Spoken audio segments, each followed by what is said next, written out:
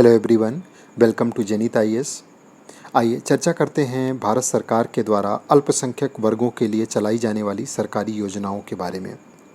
ये सारी की सारी योजनाएं मिनिस्ट्री ऑफ माइनॉरिटी अफेयर्स के द्वारा अल्पसंख्यक मंत्रालय के द्वारा चलाई जा रही हैं। अल्पसंख्यकों को सशक्त बनाने के लिए भारत सरकार ढेर सारी योजनाएं चला रही है। इससे रिलेटेड क्वेश्चंस एग्जाम में पूछे जाते हैं। इन योजनाओं से संबंधित जो प्रश्न पूछे जाते हैं जनरली उसमें दो चीज़ें आपको सबसे ज़्यादा ध्यान रखनी है। पहला, योजना किस मंत्रालय के द्वारा चलाई जा रही है, और दूसरा, योजना का उद्देश्य क्या है। अभी हम इस अंक में इन दो चीज़ों पर फोकस करते हुए सबसे पहले तो अल्पसंख्यक वर्गों के लिए कौन कौन सी योजनाएं हैं आपको ये पता होना चाहिए। आंसर राइटिंग में भी इससे आपको सहायता मिलेगी।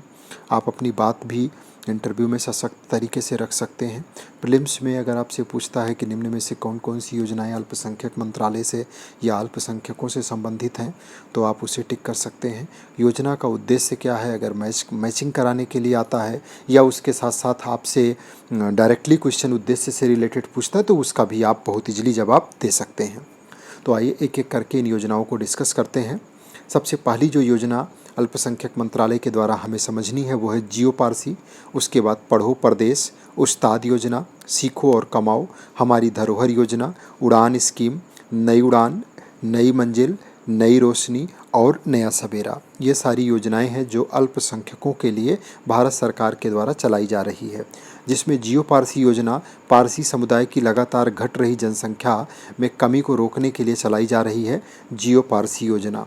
वहीं पढ़ो परदेश योजना, ये अल्पसंख्यक समुदाय के आर्थिक रूप से कमज़ोर बच्चे जो विदेशों में जा कर के उच्च शिक्षा प्राप्त करना चाहते हैं, उनको एजुकेशन लोन पे सब्सिडी देने का, ब्याज सब्सिडी देने की योजना है पढ़ो परदेश।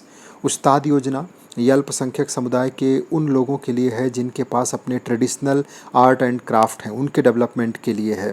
जैसे राजस्थान का समुदाय के लोग हैं, गुजरात के कुछ लोग हैं, या तमाम आदिवासी क्षेत्र में अल्पसंख्यक समुदाय ऐसे हैं जिनके पास ट्रेडिशनल आर्ट एंड क्राफ्ट है, और सरकार चाहती है उसके डेवलपमेंट से उनको रोज़गार का माध्यम बनाया जाए। जैसे उनको इलेक्ट्रिक चाक दिया गया, जो जिसके ज़रिए वो कुल्हड़ बना सकते हैं, मिट्टी के बर्तन बना सकते हैं, या लकड़ी पे तमाम तरीके की आकृतियाँ डिजाइन करते हैं, और इससे उनका रोज़गार भी सृजन होता है और भारत की चीज़ों का विदेशों में एक्सपोर्ट भी सुनिश्चित किया जा सकता है, क्योंकि ये सारी चीज़ें ट्रेडिशनल आर्ट एंड क्राफ्ट की श्रेणी में आती हैं। नेक्स्ट है सीखो और कमाओ। ये अल्पसंख्यकों में कौशल विकास के लिए है, सीखो और कमाओ। हमारी धरोहर योजना, ये भारत के अल्पसंख्यक समुदाय की समृद्ध विरासत को संरक्षित करने की योजना है। उड़ान स्कीम, इस नाम से दो स्कीम है। जो उड़ान scheme ministry of minority affairs के ज़रिए चल रही है, यह जम्मू कश्मीर के युवाओं के कौशल विकास के लिए है। वहीं दूसरी उड़ान स्कीम है इंजीनियरिंग संस्थानों में छात्राओं के कम नामांकन की समस्या से संबंधित मुद्दे से है। गर्ल्स की संख्या इंजीनियरिंग कॉलेजेस में कम होती है, उसके लिए भी सरकार एक उड़ान स्कीम चला रही है कि कैसे संख्या में इम्प्रूवमेंट किया जाए। ये लेकिन मिनिस्ट्री ऑफ एजुकेशन के ज़रिए चल रही है, शिक्षा मंत्रालय के द्वारा।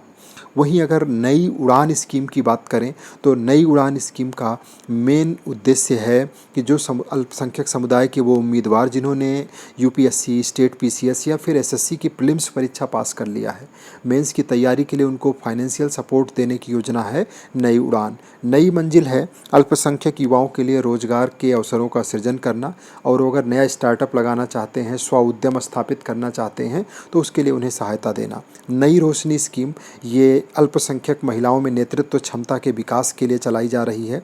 और नया सवेरा योजना, अल्पसंख्यक समुदाय के आर्थिक रूप से कमज़ोर अभ्यर्थियों को निःशुल्क कोचिंग दी जाएगी कॉम्पिटिटिव एग्जाम्स के लिए, प्रतियोगी परीक्षाओं के लिए, नया सवेरा योजना के तहत।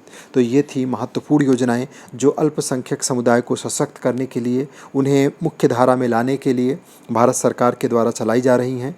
ये कॉम्प्रिहेंसिव योजनाएं हैं। आपको योजनाओं का नाम याद रखना है और इन्हें आपके आंसर राइटिंग में, अपने आंसर राइटिंग में इन्हें शामिल करना है। इससे रिलेटेड अगर आंसर राइटिंग मिलता है, यस से मिलता है, क्वेश्चन पूछा जाता है, और वैसे भी इनके उद्देश्यों को ध्यान रखिए। डायरेक्टली भी क्वेश्चन एग्जामिनेशन हॉल में आपको पेपर में मिलेगा। तो इस अंक में इतना ही। धन्यवाद।